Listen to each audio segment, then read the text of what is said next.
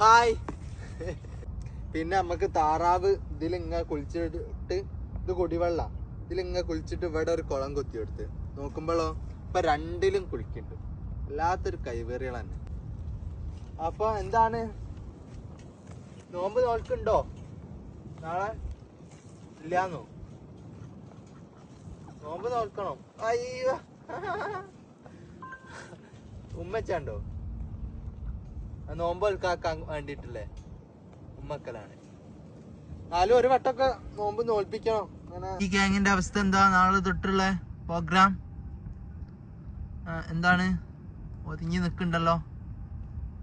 നിങ്ങളെ അവസ്ഥ എന്താ? നാളെ തൊട്ടുള്ള ഭക്ഷണം ക്രമീകരണം ഉണ്ടോ അതോ സ്ഥിരത ഉൾപ്പെടുത്തണോ?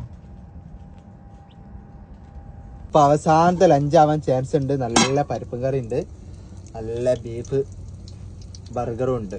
അപ്പം നാളെ തൊട്ട് ഈ ഒരു ടൈമിൽ ഫുഡ് കഴിക്കാൻ നടക്കൂല. നാട്ടിലായാലും വേറെ സീനാ.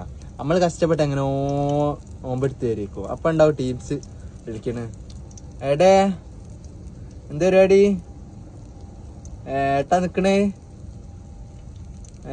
അങ്ങോട്ട് നിക്കാ, വേറെ ഒന്ന് കണ്ടുവെച്ചാണ് മറുള്ള ഹോട്ടലുണ്ട് ഇവിടെ 12 എന്റെ സങ്കേതോ എടാക്കുക. അമ്മാതി ഒരു ടീംസുകള് പ്രാവശ്യം എന്നെ 30 എടുക്കാൻ നോക്കി. കൊറേ കാലായില്ല ഇപ്പൊ ഇത്. എന്താ ചെയ്യാ? ഏതായാലും അവിടെ സെറ്റപ്പ് ആക്കാൻ പോവാ. അപ്പം വണ്ടികൾ കേക്കിടാനായിന്. ഇന്നലെ കേക്കിടാൻ വിചാരിച്ചേ.